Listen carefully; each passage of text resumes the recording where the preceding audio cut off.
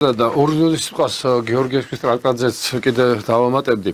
ცით რა ისტორიკოსები სხვადასხვა ასე ვთქვათ შეფასებას აძლევენ გეორგიევსკის ტრაქტატის მუშაობას, მის ქმედუნარიანობას და სიცოცხლისუნარიანობას, მაგრამ ისტორია ერთია და რეალობა ალბათ მეორე არის. ცით ყველა ისტორიკოსი ალბათ თავის შეხედულებიდან აკეთებს ისტორიულ დასკვნებს და მე მატიანე არის, რა თქმა უნდა, მატიანე არის მიკორძოებული. ამა თუ იმ მოვლენებში. აი მაგალითად 80 ჩვენი ბოლო პერიოდი დავუშვათ ნაციონალური მოძრაობის პერიოდი რო ავიღოთ, ნაციონალური მოძრაობის მომხრე ისტორიკოსები დაწერენ, რომ მავანი, რომლებიც ხალხს აწამებდნენ, იყვნენ გმირები და გადაარჩინეს საქართველო.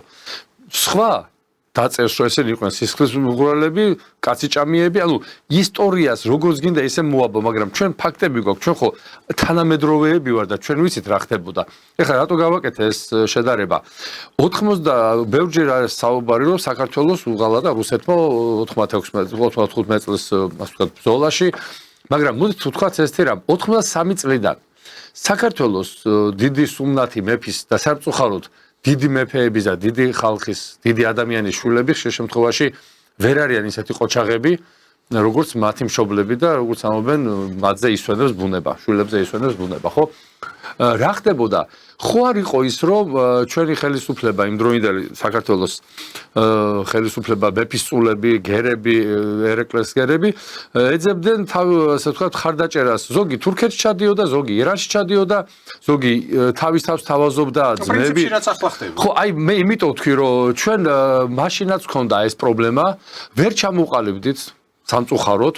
აი ამ გადასახედიდან ისტორია მეორდება მოგეხსენებათ და ჩვენ ვერ ჩამოვყალიბდით. ამ ტრაქტატს მივყოლოდით ნაბიჯ-ნაბიჯ, ხო? არ იყო ის ერთსულოვნება, იმ რუსված ვერ დაინახა ის ერთსულოვნება და მივედით კატასტროფულ მდგომარეობამდე, რომელიც იყო 1800 წელს და რომელიც გიორგი მე-12-ს ბევრჯერ გვითქვამს, დააწერია ის ყოვლად სახელმწიფოებრიობასთან საერთოდ გაკარებული რო არ იყო ესეთი წერილი. თუ არ მეთანხმებით, მითხარით, ხო?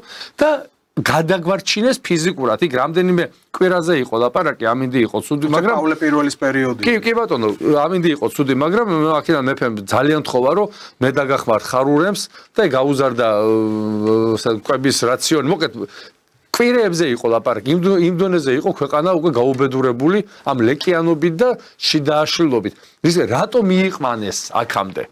1883 წლიდან 1817 წელი რატო მიიყვანე? შე რატო არ მიყევი ამ ასე ვთქვათ ხელშეკრულებას? აი მე უბრალოდ დეჟავიუ მაქვს იმისი რაც ახლა ხდება. საქართველოში მე მახსოვს 200 წლის თავი რო აღინიშნა, რამხელა ზარზეიმი იყო, 83 წელი იყო და მოგეთ ჩამოსულები იყვნენ დელეგაციები. ეს მემორიალიც გვახსოვს. სოფლიო საბჭოთა კავშირის ყველა რესპუბლიკიდან და დღეს ჩვენ რას ვხედავთ? სამწუხაროდ თუცები შეიძლება გამისტორეთ ან მომწერეთ, ჩვენი პარტიის გარდა არავის არ აუღნიშნავს ეს დღე. სამწუხაროდ არც საქართველოში და არც რუსეთში. ეს არ არის კარგი, ეს არ არის იმის მინაშრები, ჩვენ ყველაზე კარგები კი არა, უბრალოდ ჩვენ ამის ტრადიცია გვაქვს უკვე მეორე წელია და სანამ საშუალება იქნება ამას ყოველთვის აღვნიშნავთ, მაგრამ შენ რო ხარ იქ რუსეთში რო ხარ, აქ საქართველოში რო ხარ, აქ საქართველოში ბიზნესი რო გაქვს, გააკეთე, გამოიჩინე, ასე ვთქვათ, ინტერესი. ეს ხო ისტორიული ფაქტია. კარგი, დავანებოთ თავი, შეიძლება ვიღაცას არ მოწონს. ნეგატიურად მაინც შეაჯამე. ნეგატიური შეფასება მე მაინც მიეცი, ხო? საერთოდ ხსენება არ იყო გეორგიევსკის ტრაქტატის. ხო შეელო ოპოზიციურ ტელევიზიებს. ეთქვა, რომ აი გეორგიევსკის ტრაქტატი, რომელსაც დავგუპა, არც ამ ჩვენ ჩასვლას ქონდა დიდი გამოხმაურება და ამაზეც არ გააკეთეს ანტიპიარი თუ პიარი, იმიტომ რომ სათქმელი არაფერი არ აქვს. როგორც კი შენ ამ თემაზე იწყებ საუბარს, შენ უკვე საკითხს აყენებ იმაზე, რომ რუსეთთან ანალოგიურს გაკეთება აუცილებელი. და ეს ხელმოწერებიც, ახლა ბატონო თებულმა ბრძანა, რომ ხელისუფლებისთვის ეს ხელმოწერები შეიძლება იყოს გადარჩენის ერთადერთი საშუალება. იმ მოცემულ მდგომარეობაში, როდესაც აღმოჩნდები ძალიან მძიმე ვითარებაში. თორე არ არის მარტივი სიტუაცია. ახლა პაშინიანი, ალიევი ჩადიან ამერიკის შეერთებულ შტატებში. პრაქტიკულად იქ იკვრება ის წრე, რომელშიც ჩვენ ჯერ არა ვარ დაფიქსირებული, არც როგორც ამ წრეში შემავალი და არც ამ წრის გარეთ ყოფი. რაღაცა შუალედურ მდგომარეობაში ვარ და ეს დიდხანს ვერ გაძლევს. მხრიდან ითქვა, რომ ჩვენ მოხარულები ვიქნებით თუ შუამავლის როლს შეასრულებს საქართველო. თუმცა აი უკვე დაანონსებულ შეხვედრას ტრამპთან. მეც მოხარული ვიქნები ამის, თუმცა ჩვენი ძალები უნდა განსაზღვროთ და როდესაც არის ორი შენი მეზობელი, რომელსაც შენთან შეიძლება გარკვეული პრეტენზიები მე გაუჩნდეს და ჩართულია ამერიკის შეერთებული შტატები და ჩართულია თურქეთი, ღმერთმა ქნას მე ვწდებოდი და საქართველოს ხელისუფლება საქართველოს მისცენ იმის უფლება დიდმა ბიძიებმა, რომ ჩვენ გავხდეთ შუამავლები. მაგას აჯობია, მაგრამ ამ ეტაპზე სამწუხაროდ ამას ჩვენ ვერ ხედავთ. კი ბატონო, ყურად აღებია ყველა ის განცხადებები, რაც თქვენ ახლა გააკეთეთ, თუნდაც ის რომ სამომავლოდ მართლაც შეიძლება მეზობლებთან პრობლემები შეგვექმნას, აქ ასევე ნიშანდობლივია, ახლა მე მივაქციე ყურადღება, გასაგებია ხელისუფლების ის კურსი, რომელიც მიმართულია ქვეყნის მეტი სუვერენულობისკენ, დამოუკიდებლობისკენ, არ იყოს რაღაც თავდახრა ამ გარე ინსტრუქციებისადმი და ეს იმპერატიული ტონალობა, რომელიც ბრიუსელიდან მოდის, აგერ უკვე თითქმის 1 წელი სრულდება, ჭკუას რო გვარიგებენ და ასევე ვაშინგტონიდანაც მართალია იქ ელჩი 1 და მეორე უკვე შეიცვალა, ერთი მეორეს ასწრებდნენ ამ ჭკუის დარიგებაში. თუმცა აი ახლა მაგალითად იყო შეხვედრა თურქეთის დელეგაციასთან ეკონომიკის მინისტრის დონეზე და იქ გაიჟღერა კვლავ ანაკლიის თემა. ახლა ანაკლიის საკითხი ჩვენ ვიცით რისთვის არის საჭირო, პორტი თუ აშენდა და განვითარდა, შუა დერეფნისთვის არის რასაკვირველია. მაგრამ მაინც და მაინც თურქეთის დელეგაცია რატო ფიგურირებდა ამ პორტის განხილვის საკითხში იმ დროს, როდესაც ანაკლიას უყურებს უკვე ოჩამჩირეში რუსეთის მიერ დაწყებული და ალბათ უკვე დასრულებული სამხედრო ბაზის თემა. ხომ არ არის აი ამ ნატოს წვრთნების გარდა ინტერესი, რომ თუ კი დაალაგდა აქ რეგიონში ურთიერთობა გეოპოლიტიკური, ბატონმა თემურმა ბრძანა, რომ თურქეთის ინტერესი არის გაზრდილი, ისევე როგორც ამერიკელების ინტერესი. ხომ არ შეიძლება მე მოხდეს ისე, რომ თუნდაც ვიხილოთ შავი ზღვის პარტნიორობაზეა ბევრი აქცენტები გაკეთებული, სომხეთიც კი, რომელიც შავი ზღვის აუზის ქვეყანა არ არის, განისაზღვრა, რომ ის თურმე არის შავი ზღვის აუზის ინტერესის წარმომადგენელი. ხო და ხომ არ აღმოჩნდება ისე, რომ მე ანაკლიაში რაღაც სამხედრო თურქეთის სამხედრო საზღვაო ფლოტის რაღაც გრიფები. ანუ თქვენ რა ბრძანებთ, რომ ამერიკის შეერთებული შტატები ახლა შემოდის თურქეთის ეგიდით? მაგაში არის. რა თქმა უნდა. არა, ანტირუსული რკალი იქნება. რა თქმა უნდა. შეერთებული შტატების გავლენის გაზდა, მაშინ როცა დაპირისპირებულია რუსეთთან და ჩვენ ვიცით, რომ ეს დაპირისპირება ძალიან ღრმა არის. შეერთებულ შტატებსა და რუსეთს შორის, ევროკავშირსა და ნატოსსა და რუსეთს შორის საერთო ჯამში და ნატოს გავლენა რო ძლიერდება თურქეთის სამხრეთ კავკასიაში და შეერთებულ შტატების გავლენა ეს ქმნის გარკვეულ სახიფათო ვითარებას რუსეთის ფედერაციასთან რუსეთის ფედერაციისთვის. ჩვენ რა თქმა უნდა მშვიდობას მივესალმებით სომხეთსა და აზერბაიჯანს შორის, ვისი ეგიდით არ უნდა იყოს სისხლისღვრა უნდა შეწყდეს. თუნდაც ამერიკის ეგიდით რო იყოს და თურქეთის ეგიდით. მაგრამ მეორე მხარეცაა ამ პროცესებს. აი ეს მხარე რომ შეიძლება აქ შეიქმნას ანტირუსული რკალი, რომლის მონაწილეც შეიძლება გახდეს საქართველო. აი ჩვენს შუამავალი უნდა გავხდეთო. მხოლოდ შუამავალი აზერბაიჯანსა და სომხეთს შორის.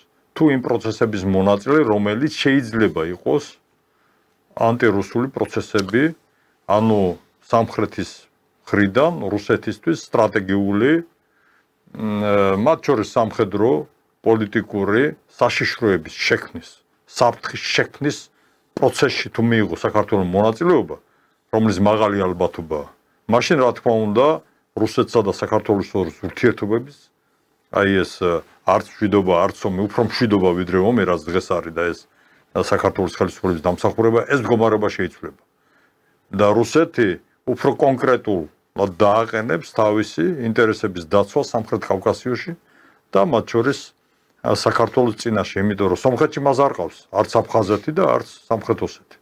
სეპარატისტული რეგიონები სომხეთში რუსეთს არ ყავს.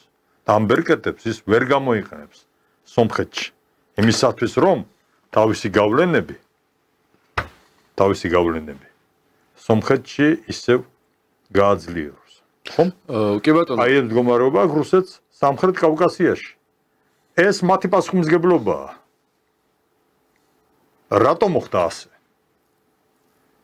და მე იმედი მაქვს, რომ კონკრეტულად გამოჩნდება რაღაც პროცესები განვითარდება თვითონ რუსეთში.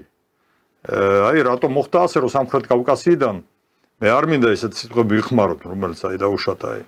ძალიან ცუდად გააძევეს. დღეს მდგომარეობით რუსეთი გაძევებულია რო არ იყოს აფხაზეთი, რო არ იყოს სამხრეთ ოსეთი და ბაზები იქ, აიო ჩამჭერი ახსენა, რუსეთის ფედერაცია სამხრეთ კავკასიიდან გაძევებულია დღეს, გაძევებულია. ბაუნტემურ, რუსეთის გაძევება ჩვენთვის ახლა თქვენ საიდანაც დაიწყეთ იმას. ბოდიში მიშა მე ერთს დავა, მაშინაც აი ვალერ კვარაცხელიამ ესე იგი აი ეს გამოიყენა, თითქოს მე პესიმისტი ვარ, თქვენ დაუშვათ ოპტიმისტი და დათო გამოიყვანა როგორც რეალისტად, ну, შეიძლება ასეც იყოს, მაგრამ მე მინდა დავაზუსტო, ეს იმას არ ნიშნავს, რომ რუსეთის ფედერაცია გადის სამხრეთ კავკასიიდან.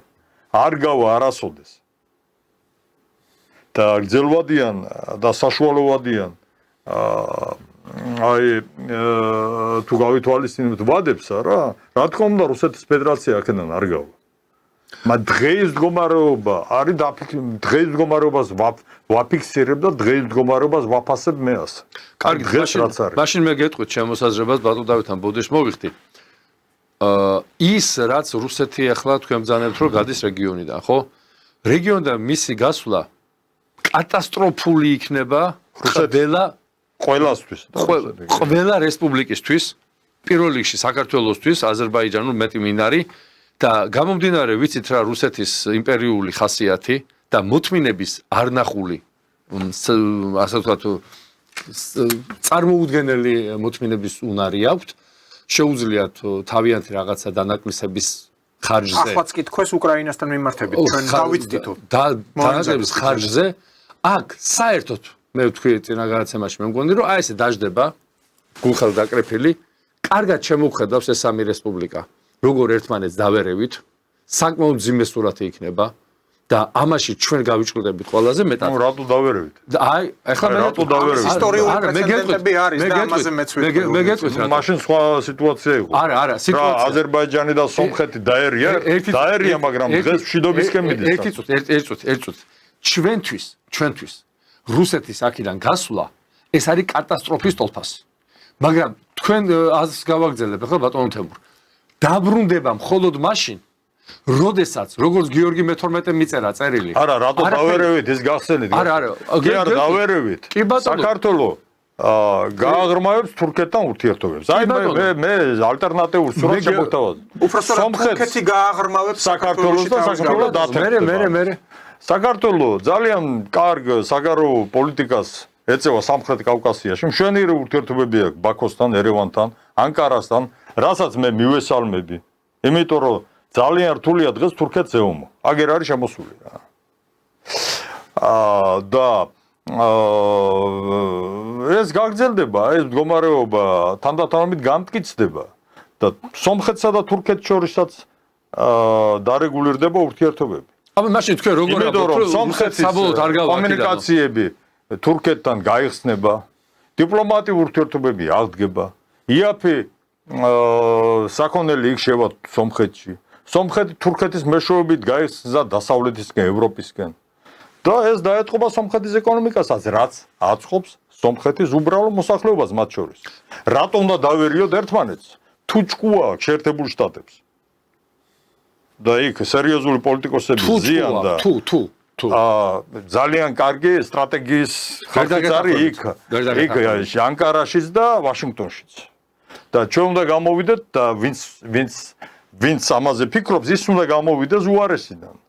და ამ მიმართულებით განვითარდება მოვლენები და შეიქმნება ანტირუსული, აი ეს სამხედრო პოლიტიკური რაღაცა კონგლომერატი შეიძლება შეიქმნას სამხრეთ კავკასიაში. იცით რატო საქართველოს მონაწილეობა. იცით რატო გაუჭირდება სამივე რესპუბლიკას და მე რატო იქნება ეგრეთ წოდებული დარება, რომელიც თქვით?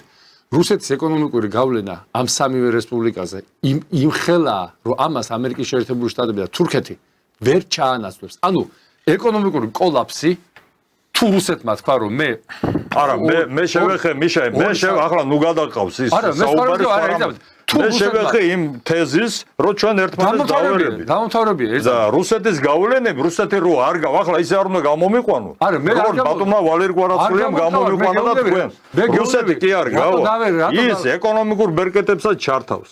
სამხედრო პოლიტიკურ ბერკეტებსაც ჩართავს. აფხაზეთში შეიკრიბა სერიოზული ხალხი და ახალი საგარეო პოლიტიკური ეს ჩამოვაყალიბოთ. ამას ყველაფერს ჩართავს რუსეთი. და მე ვამბობ იმას, რომ ჩვენ ეს უნდა გავითვალისწინო და გეორგიევსკის აქტუალობა დღეს ძალიან ამაღლდა. აქედან გამომდინარე და საქართველოს აქვს ძალიან კარგი დრო, რომ რუსეთთან დიალოგი აწარმოოს. პირდაპირ თავისი ინტერესების გათვალისწინებით, მათ შორის ცხინვალის რეგიონთან და აფხაზეთთან დაკავშირებით. ამის თქმა მინდა. მეტი არაფერი. მე დავაკონკრეტებ მაშინ ჩვენი მთავარი ამოცანა აი ამ ხელმოწერების აი ამ კამპანიის წამოწყების იყო ის, რომ საქართველოს ხელისუფლება შეიარაღებულიყო იმ მანდატით, როგორც ჩვენ პირველ შეხვედრაზე ვთქვით, და საქართველოს ხელისუფლებას ეჩვენებია დასავლეთისთვისაც და აღმოსავლეთისთვისაც და ჩრდილოეთისთვის, რომ საქართველოში 150 იქნება თუ 170 გრძელდება კიდე ხელმოწერები. ეს აი ასე აღარ არის ადრე რო იყო. ხო მეთანხმებით?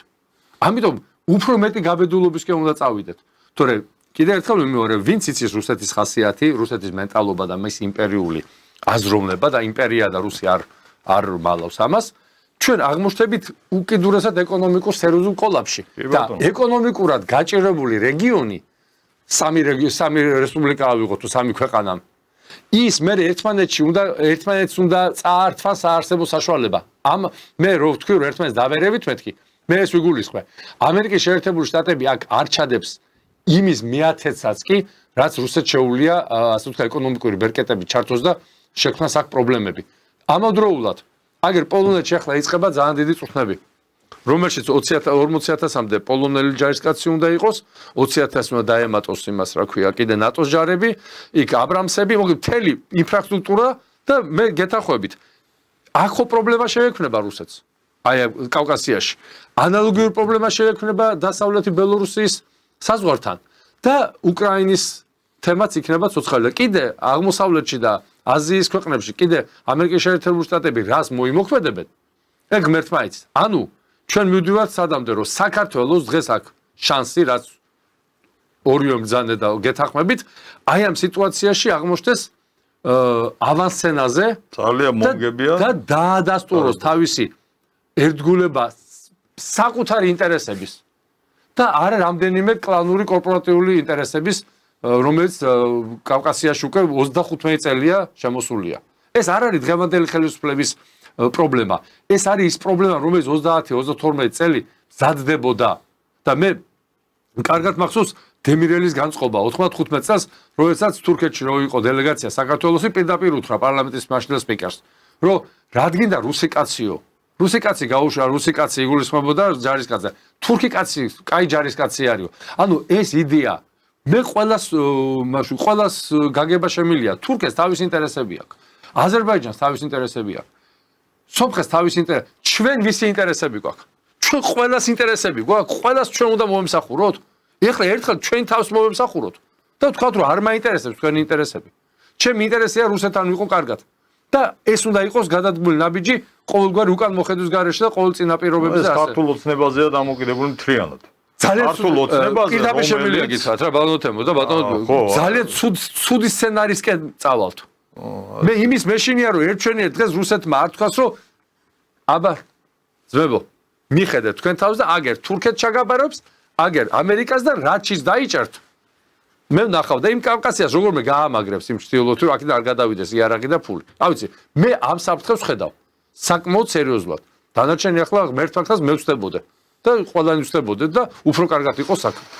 ხო, ну ლოგიკა არის ბატონ მიხეილ თქვენს ნათქვამში, ნაწილობრივ მე დაგეთანხმებით კიდეც, თუნდაც იმ გაგებით, რომ იქიდან გამომდინარე ახლა მეტნაკლებად რუსეთის ისტორიასაც ვიცნობ, რუსეთს არ ეჩქარება არსად.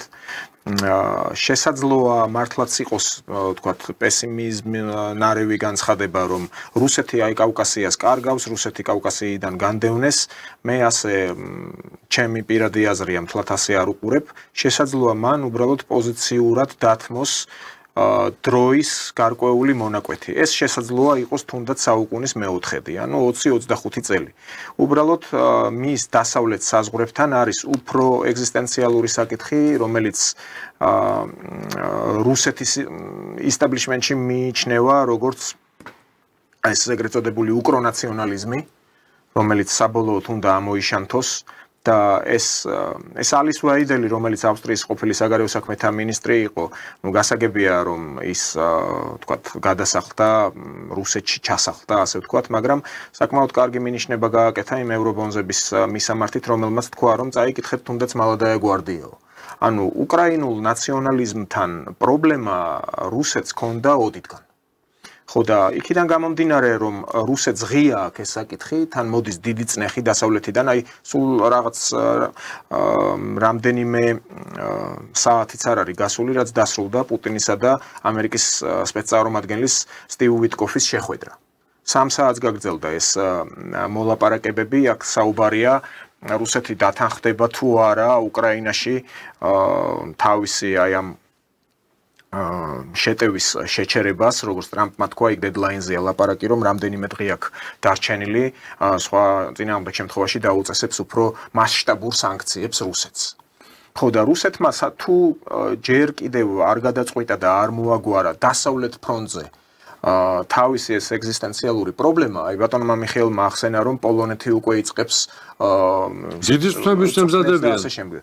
დღეს ასევე რუსულ მედიაში იყო ინფორმაცია, თან სხვათა შორის დასავლეთში ნერვიულობენ ამაზე, რომ რამდენიმე დივიზიის შექმნას იწყებს. 20,000-დან 100,000 კაცამდე. ეს პატარა სახუმარო საქმე არ არის. ხო ისინი ყოველთვის ჟონგლიორობენ, აპელირებენ, რომ აი რუსეთმა ამ ომში დაკარგა ამდენი ადამიანია, ანუ ამ ევროპელების ტვინებზე მუშაობენ, ასე ვთქვათ, რომ თუ რუსეთში ჯარისკაცები და ოფიცრები იხოცებიან, ეს კატასტროფაა რუსეთისთვის. ამათ არ ახსოვთ, რომ უბრალოდ ჟუკოვმა მილიონი ადამიანი ჩააწვინა მხოლოდ ბერლინის სასაღებად. აქ არის მთავარი მათთვის მოგება. რკინის მცველი ექნება კოდური დასახელება, აი ამ მცველი რატო?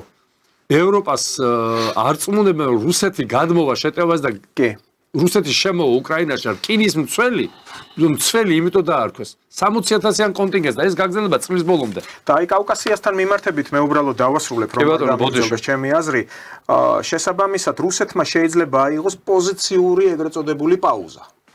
ანუ მე ადრეც მithქვამს რამდენიმე გადაცემებში უბრალოდ არ მინდა ისე გამოვიდეს რომ მე გენერირებას ვახდენ ჩემი სუბიექტური აზრისას.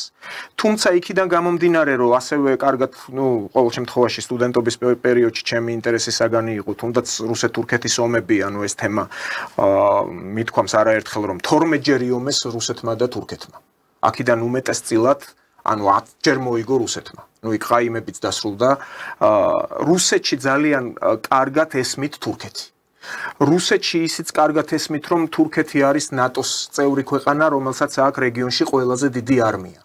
მაგრამ აი ეს როგორც უკრაინელებთან მიმართებით იძახიან, რომ პირველ საფუძვლები არის ამოსაშანთი უკრაინული ნაციონალიზმის. მათ ძალიან კარგად ესმით, რომ ამერიკელებზე ნატოში კონტრიბუციის გარდა თურქეთს მთავარი მისია აქვს თურანი.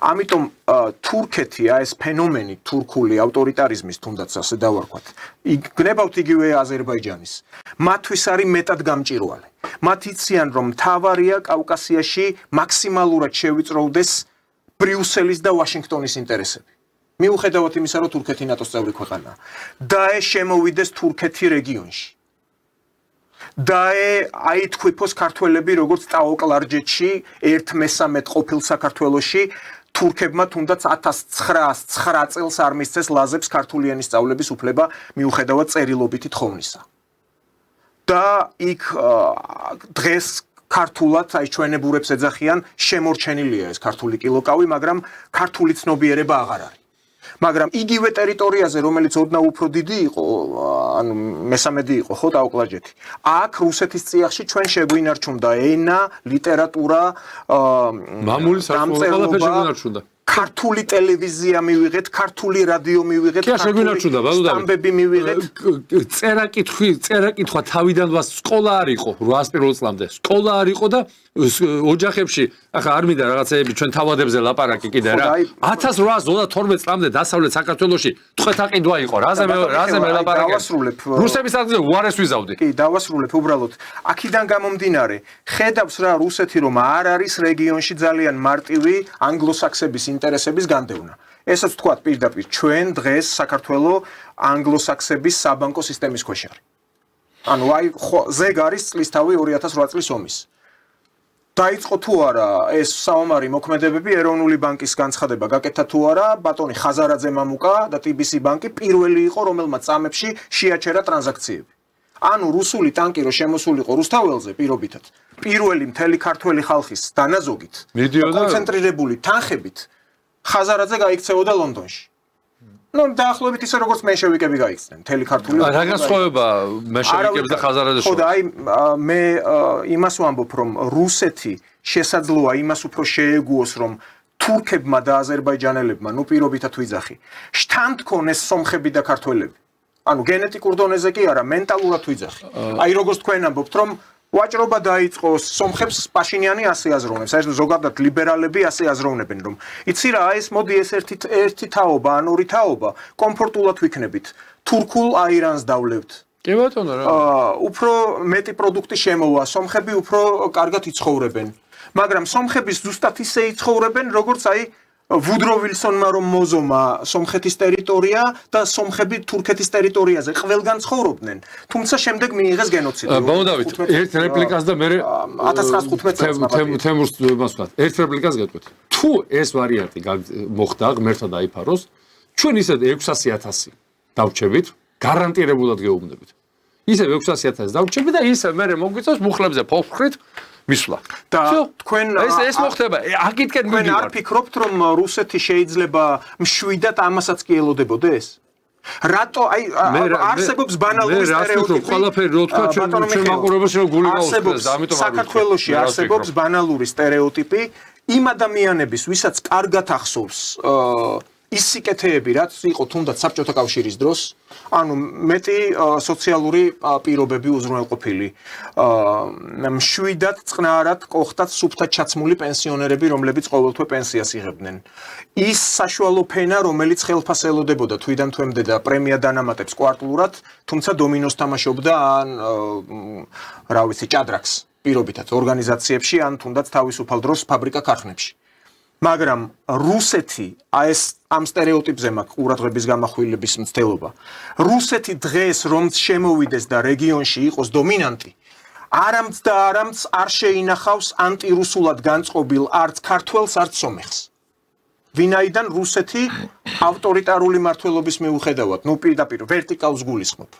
ხო აი იმ კლასიკური გაგებით კი არა როგორც ამერიკის შეერთებულ შტატებშია მაგრამ რუსეთი დღეს არის ნამდვილად კაპიტალისტური ქვეყანა შესაბამისად აღარ იქნება ის რევერანსები რომელიც იყო საბჭოთა კავშირის დროს საქართველოში მე ასე უყურებ ეს ჩემი სუბიექტური აზრი ნუ სამწუხარო რეალობა კაპიტალისტურია რუსეთი მაგრამ ფეოდალური იყო როცა 1801 წელს შემოვიდა და საქართველოს ფიზიკურად გადაარჩინა ასე რომ რა თქმა უნდა რუსეთთან სტრატეგიული კავშირის აღდგენას ძალიან ბევრი დადებითი მხარე აქვს მათ შორის აი ჩვენ რო შევეწინააღმდეგოთ ვაშინგტონის პოლიტიკას სამხრეთ კავკასიაში თუ ის აპირებს ანტირუსული რკალის შექმნას სერიოზული რკალის შექმნას აქ და ჩვენ ხედავთ რომ აზერბაიჯანსა და რუსეთს შორის ძალიან მძიმე ვითარებაა დღეს შეიძლება დიპლომატიური ურთიერთობებიც კი გაწყდეს მათ შორის და შემდეგ ერთი ნაბიჯია ნახევარნაბიჯი რაღაც საომარი რაღაც სიტუაციაც კი შეიქმნას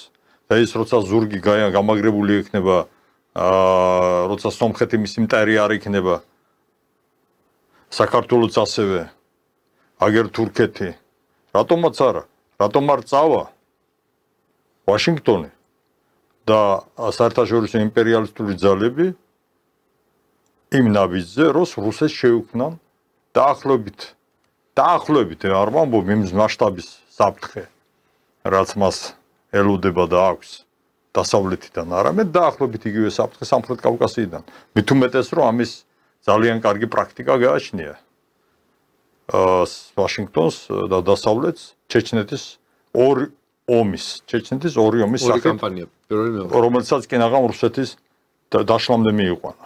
აქედან გამომდინარე, როცა საქართველოს თუ ეს თამაში იქნება და ალბათ იქნება არა ყვა, აი მაშინ შეიძლება მართლა დავერიოთ ერთმანეთს. მაშინ შეიძლება ჩვენ შეგვიქმნან პრობლემები საქართველოსშიც, მათ შორის ტერიტორიული პრობლემები. და ჩვენ არ აგვყავს სტრატეგიული მოკავშირე. ჩვენ არ აგვყავს მეგობარი ქვეყანა. თურქეთი რა ჩვენი მეგობარია? რა ხდება აჭარაში? რა განცხადებებს აკეთებს ერდოგანი? ჩვენს სამხრეთ საქართველოს რეგიონთან დაკავშირებით. და ჩვენ რა ვაშინგტონი ჩვენი სტრატეგიული მოკავშირეა? ევროკავშირი? აფრიკაზე იძახით, ხო? ერდოგანის ლექსზე ამბობ. ხო, ერდოგანის ლექსზე ამბობ. აი ერდოგანის ლექსრად შეეხება ეს ამერიკული ფინანსებით ორგანიზაცია, ეს არასამთავრობო ორგანიზაცია გრასი. ვაშაძე მოღვაწეობდა, მე მგონი ეს მან თუ სააკაშვილის დროს რო იყო საგარეო საქმეთა სამინისტროში მოადგილე კაპანაძე თუ არ ვწდების. მოკლედ რა ეს არასამთავრობო ორგანიზაცია გრასი. ეს დაიწყეს ამ ლექსის გამოკვლევა, ბევრი შემოვიდაო კითხვებიო, მართლა თქვა ერდოგანმა ასეთი რამეო თუ არა და აი მოვიკვლიეთო რომ თურმე მართლა უთქვამსო, მაგრამ აქ საინტერესოა რომ თვითონის ვიდეო აქ მაინც აღმოვაჩინეთო ლექსიო არ იყო ზუსტად ნათარგმნიო ისევ სიტყვასიტყვითო, თუმცაო ჩვენო სპეციალისტებს რომ დავიკითხოთ, მთავარი პათოსიო ზუსტად იყო გადმოცემულიო და ეს ცუდ იქნაო ერდოგანმაო, მაგრამ თვითონო ლექსი არ იყო ზუსტად ნათარგმნიო. ეხლა მე პირდაპირ ეთერს გამოვიყენებ და ვიტყვი, ეს ლექსი ვთარგმნე მე. ეს ვიდეო შევქმენი მე, ოღონ შევქმენი როგორ ორიგინალი ერდოგანის, როდესაც გამოვიდა და თქვა ეს 2019 წელი იყო, რიზეში გაიმართა ეგ თურქმესხებთან შეხვედრა და კლასიკური გაგებით ლექსის თარგმნა როგორ წარმოუდგენიათ სიტყვასიტყვით. ნუ აქ ხო გასაგებია რომ ჟონგლიორობდნენ. რუსთაველი თუნდაც რუსულად არის ნათარგმნი 5 ავტორის მიერ. 5-ვეს კუპლეტთა წყობაში აქვს სხვადასხვა გვარად. დედააზრი ერთია, უბრალოდ ყველას აი ბალმონ, ზაპოლოცკის, რა ვიცი, პეტრენკოს, შალვან უცუბიძეს, ხო ყველა სხვადასხვანაირად აქვს ნათარგმნი, ხო? თუნდაც აი ერთი სტროფი რო აიღოთ. შინაარსი ხო ერთი და იგივეა. შინაარსი ხო ერთი და იგივეა და წარმოიდგინეთ, ნუ ამათი ეს პარაზიტობა რა, აი ამ არასამთავრობო ორგანიზაციის, რომელმაც უბრალოდ აი მოიკვლიეს ეს და ნუ კი აღიარეს რომ კი თქვა ერდოგანმა ეს ლექსიო. ნუ ჩვენ ბატონ დავით, ჩვენ შეფასებებში ესენი პარაზიტები არიან, ესენი არსებობენ ამით. ამ ქვეყანის გაუბედურებით არსებობენ. და ახლა რო თქვა მე რო ბოლომდე ვთქვა, რასაც ვფიქრობ, ძალიან მინდა რომ ჩვენი ტელემაყურებლების და მსმენელების ნერვების გაუფრთხილდეთ, თორე აქ რა შეიძლება დატრიალდეს. იმის ნახევარი მე თემურმა რო ვთქვათ, აქ იქნება ძალიან სხვა სიტუაცია. ძალიან ცუდ მდგომარეობაში ვართ. როცა საქართველოს კიდე აკეთებს იმას, რომ საფრთხის წინაშე აყენებს ტერიტორიულ მთლიანობას. ამაზე აქვს საუბარი და კიდე ერთხელ ვიმეორებ, ვინც იცის რუსეთის ხასიათი, იცის მან რა შეიძლება გააკეთოს. და სადამდე მიიყვანოს ეს ქვეყანა. აგერ იცი შენ და თქვენთვის ბატონო და აზრს დავამთავრე. დაამთავრეთ ბატონო. ასე რომ ჩვენ სტრატეგიული მოკავშირე ჩვენ არ აღვყავს. ჩვენ პატარა ქვეყანა ვართ, სუსტი ქვეყანა ვართ, ყველანაირი გაგებით. და ჩვენ გჭირდება სტრატეგიული მოკავშირე. და რუსეთსაც აყავს სტრატეგიული მოკავშირე, ალექსანდრ პირველს ნათქვამი აქვს რომ ურასი ტავარი შეინეტო. ჩვენი მეგობარი არის მხოლოდ არმია და ფლოტიო. ხო და ჩვენ არმია და ფლოტის რუსეთსაც ჭირდება მოკავშირე სამხრეთ კავკასიაში. და ეს ძალიან კარგი მეორე ვითარება იქნება ამ თვალსაზრისით, რომ რადგანაც რუსეთს ახლა ვჭირდებით ჩვენ, საქართველოს ჩვენ გვაქვს დრო და მომენტი, რომ რუსეთთან დავიწყოთ დიალოგი ჩვენი ინტერესების მაქსიმალური გათვალისწინებით. და თუ ეს არ მოხდა და პირიქით თუ ჩვენ ესე იგი ჩავერთეთ იმ თამაშებში, რომელიც შეიძლება, რაზეც მე წეღამ მქონდა, საუბარი, რაც შეიძლება მოხდეს, მაღალი ალბათობით. ამ შემთხვევაში, რა თქმა უნდა, ჩვენ პრობლემების მოგვარებას კი არ დავუახლოვდებით, უფრო დავშორდებით. ეს არის ცხინვალის რეგიონი, ეს არის აფხაზეთი, ეს არის რაც აგერ მიხეილმა თქვა, ჩვენი ეკონომიკური პრობლემების გამრავლება და ამ პრობლემების გაღრმავება იმიტომ რომ ჩვენ დამოკიდებული ვართ ასე თუ ისე მაინც რუსეთის ეკონომიკაზე ძალიან ვარ დამოკიდებული და რა თქმა უნდა წლის ბოლომდე წლევანდელი წელი ჩამთავრდება ეს არჩევნები, ადგილობრივი არჩევნები, შემდეგ ჩვენ ვარაუდობთ რომ პოლიტიკური სიტუაცია ვითარება აქ ძალიან გართულდება ოქტომბერში, ნოემბერში და აი წლის ბოლომდე აშკარად გამოიკვეთება რუსეთთან ნორმალური ურთიერთობების აღდგენის აუცილებლობა. ისევე როგორც ეს გამოიკვეთა 1800 წლისთვის, მანამდე 1783 წლისთვის, როცა ერეკლე მეორემ გადადგა ის ნაბიჯი და განსაკუთრებით გამოიკვეთა 1800 წლისთვის, როცა ის წერილი დაწერა გიორგი მე-12-მ, როცა თხოვდა პირდაპირ რუსეთის იმპერატორს, რომ შემოსულიყო აქ. ყველაფერზე უარი თქვა, აი ეკლესიაზე, შთაომავლო ყველაფერზე უარი თქვა. რაც 83 წლის ტრაქტატში არ იყო ეს, იმდენი ვითამაშეთ. 17 წელი, იმდენი ვითამაშეთ.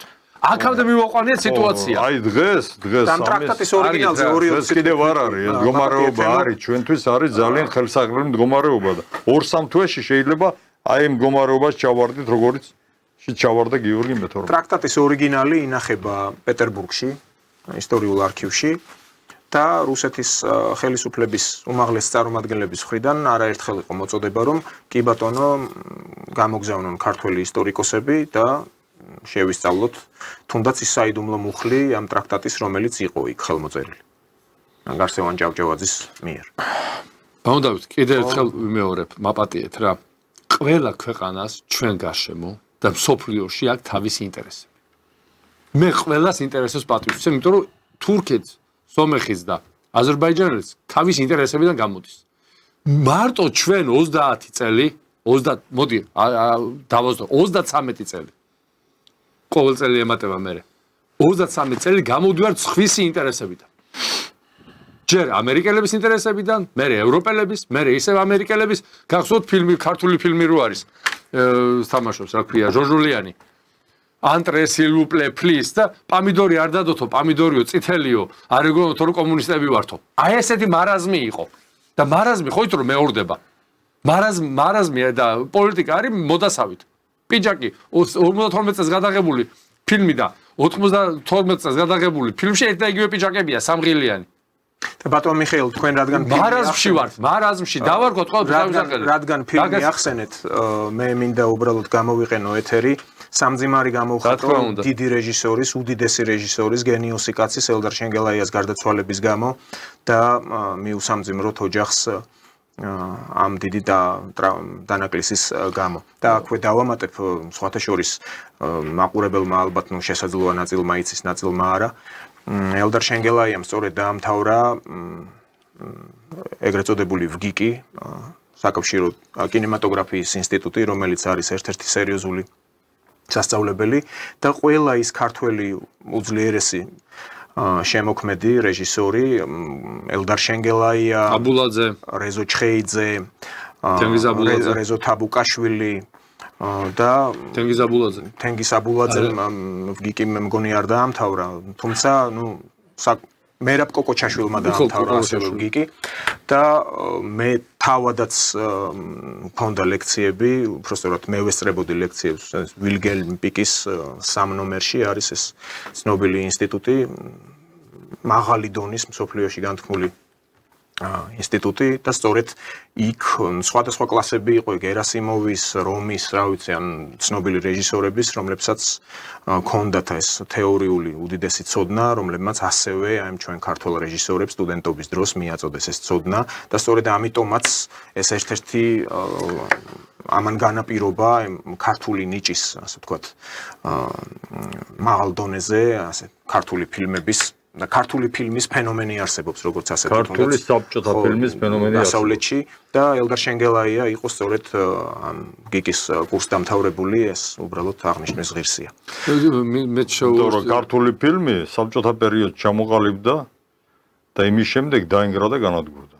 როცა საბჭოთა ხელისუფლება არ არის 30 წელი, სად არის ქართული ფიზიკურად არ არსებობს. ჩვენ თარგმანები ყველა რეჟისორი, რომელიც ჩამოთვალეთ თქვენ, ახლა ახალგარდაცვალს არ შევეხებ. ყველა წავიდა იმ ხელისუფლების წინააღმდეგ, რომელმაც დაბადა აი ეს გენიალური ქართული ყველა აბსოლუტურად.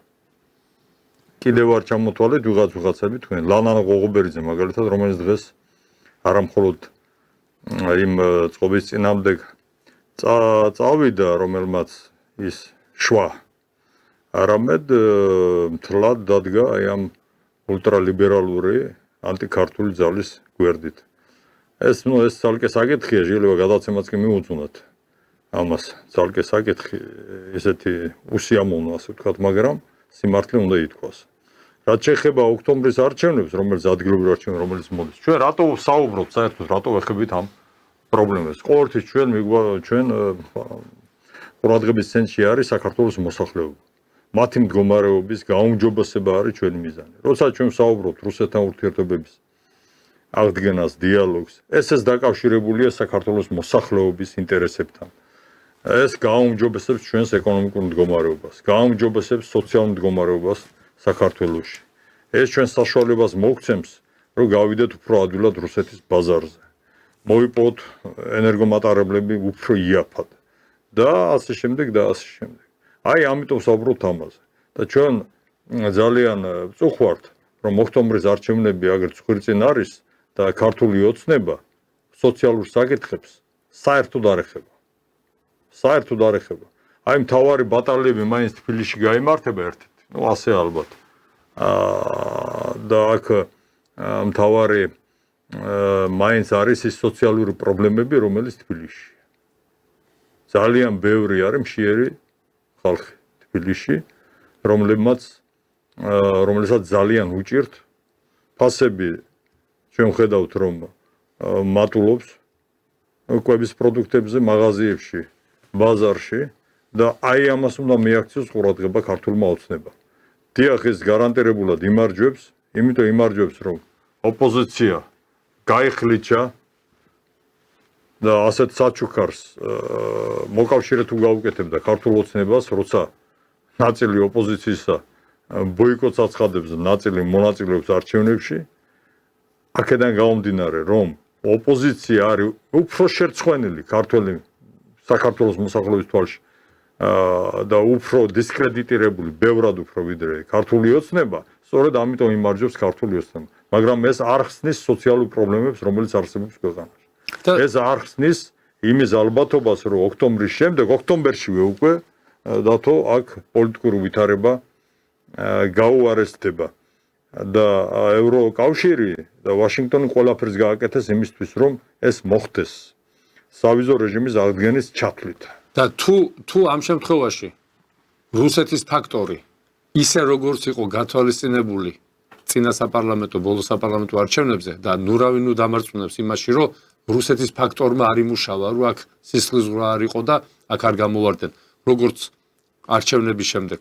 აი მშვიდობის შენარჩუნების რუსეთის ფაქტორმა. კი მან იმუშავა მაშინ. იქ ამერიკელებმა იცოდნენ კარგად, დასავლეთმა აქ ნაბიჯი მარცხნივ, ნაბიჯი მარჯვნივ და რაღაცა მოხთარიყო, ტყვია გავარდნილიყო, ღმერთ დაიფაროს. იქ რუსეთის მხრიდან იქნებოდა ძალიან ხმელითი ნაბიჯები. და 2 და 3 კვირაში კი არა. აი დაუყოვნებლი მოხდებოდა ეს ამბავი და ამის მე რამდენჯერმე ჩვენ ნათქვამი გვაქვს ეს რუსეთის მედიაშიც და ქართულ მედიაშიც. აი ეს ფაქტორი იყო. ეს ფაქტორი არ უნდა გამოვაცალოთ ახლა რუსეთს. ანუ რუსეთმაც არ უნდა მიხუჭოს თვალი. თქვენ თქვით რაღაც იზავს ამერიკის შეერთებული შტატები მაქსიმალურად აწევს წნევას და რამდენჯერ მithქვამს იმდენი სიხარული მე რაც არ უნდა გაუკეთოს ოცნებამ დასავლეთს რამდენი დაწყობაც არ უნდა გაუკეთოს 9 კი არა 9000 ამ ხელისუფლების მიმართ დასავლეთი იქნება ანტაგონისტურად გაწყობილი ყველაფერს გააკეთოს ხელისუფლება ჩამოაცილოს მართლობას იმის მერე რა მოხდება აი უკვე ნაკლებად აღელვებთ რა ბატონო დავით აი იმის მერე რაც მოხდება ის უნდათ ქაოსი ომი უბედურება ამიტომ ერთადერთი გზა აი ამ არჩევნებისკენ რუსეთი უნდა დაარწმუნოს საქართველოს ხელისუფალმა რომ ისევ გარანტი იყოს და აქ არ იყოს არეულობა სხვა გარანტი ჩვენ არა გვაქვს და აი ჩვენ გლოში თელავში რო ვიყავით ამაზე გქონდა საუბარი ერთადერთი გარანტი დღეს რეგიონში სტაბილურობის არის რუსეთი და ხა თუ გვინდა ისევ 600.000-ზე დავიდეთ თქვენ რა ვზაიოთ 25 წელი თუ რუსეთმა დახუჭა თვალი აკაურობაზე 600.000-მდე დავალთ ისევ როგორც დავედით 12 მილიონიდან თუ როგორც ვიყავით. 25 წელი რუსეთს არავის არ აცლის. არა, ვიცი რომ არ აცლის, მაგრამ ვიცი, მაგრამ ყოველდღიურად საქართველოს დემოგრაფიული მდგომარეობა რა დღესია ვერ ხედავთ ემო. ვითარდება ძალიან აი ეს სოფლიოში ის პროცესები, რაც გამოიწვევს ახალ გადაწყობას, ახალ წესრიგის დამყარებას. ან ერთმა უნდა გაიმარჯვოს, ან მეორემ. მაშინდელი 25 წელი, რასაც ბატონი დავითი გულისხმობდა, ეხლა არის 3-4 წელი. ანუ იმ აჩქარებით, რომელსაც ვამბობ. რაც შეეხება მშვიდობას, ცოტას დავაზუსტებდი ამას. აი, მაშინ საპარლამენტო არჩევნებში ოქტომბერში შარშან იმუშავა ამან, ერთ-ერთი მთავარი რატომ დაუჭირა მხარი ქართულ ოცნებას მოსახლეობამ, იყო ის, რომ ისინი რომ მოსულიყვნენ ხელისუფლებაში, მოხდებოდა პროვოკაცია. აფხაზეთის ცხინვალის მიმართულებით და ჩვენ შევეჯახებოდით რუსეთს. ანუ შვიდობა დაუჭირა მხარი საქართველოს მოსახლეობამ. ახლა ეს ფაქტორი იმუშავებს. ახლა ოქტომბერში არ ვამბობ. არჩევნებზე არ მოვხედულობა, არჩევნები არ მოვხედულობაში.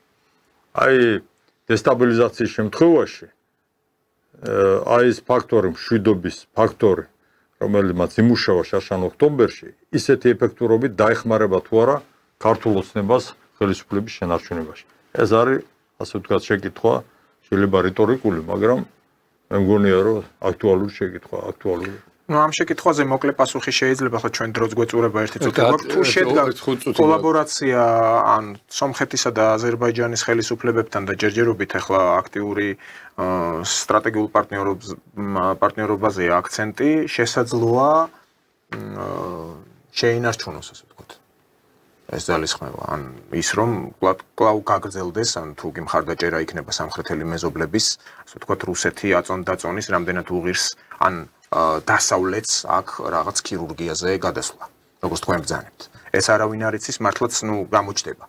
თუნდაც აი ოქტომბრის არჩევნების შემდეგ და ჩვენ საეთერო დრო პრინციპში ამოგვეწურა, უბრალოდ კიდე დავამატებ, რომ დღეს ასევე არის წლისთავი ამერიკის შეერთებული შტატების მიერ პირველად მასობრივი განადგურების იარაღის გამოყენება 1945 წლის 6 აგვისტოს დაიბომბა 200,000-იანი ქალაქი ჰიროსიმა, სადაც ამ ბირთვული დარტყმის შედეგად 80,000 ადამიანი მომენტალურად ამოწყდა. და ვიდრე 2012 წლამდე მე ასევე ვნახე იქ სტატისტიკური მონაცემები, დღემდე შემორჩა ადამიანები, რომლებსაც პრობლემები აქვთ უკვე გენეტიკურ დონეზე, აი ამ დასხივების გამო, რაც მაშინ მოხდა. და სადაც ბატონო დავით დღეს იაპონელებს ეუბნებიან, რომ კი იყო ეს ფაქტი მოხდა. მაგრამ აი ვინ ჩამოაგდო? ეთქობა არ ახსენებენ. იქ მტრედმა გადაიფრინა და მტრედზე იყო მიმულის. ანუ რამდენად არის ცინიზმის დონე ნახეთ რა. ამერიკელებმა დაბომბეს და ამერიკელებს ვერ ახსენებენ. რადონის კოლონიური მდგომარეობა აქვს იაპონიას, რომელიც ეკონომიკურად გაიჭრა სხვა იმ პერიოდში ახლა ვიცი ამ მდგომარეობა, მაგრამ არც ეს ახარბიელო, ხო? ვერ ბედავენ თქვა, ვინ დაუხოცა ხალხი. თქვენ რაზე მესაუბრები და ამად ესენი დაგინდობენ შე? ესენი გაგიწევენ ანგარიშს? ერთ საათში დედას უტირებენ ანგა, უბრალოდ არის იგი ზევიდან გას შრილელი მეზობელი. და იმისი, ასე ვთქვათ, ანგარიშს უწევენ, რომ აქ არ მოხდეს უბედურება. არა, ამერიკელებს ისიც ბარემ დავასრულებ, რომ ამერიკელებს თბილისი ჰქონდათ სიაში დასაბომბი ქალაქების სიაში. მაგი ჩვენ კარგად ვიცით. ხო, ან ბირთვული შეტევით. კარგით, ჩვენი საეთერო დრო ამოიწურა ამით. დიდი მადლობა.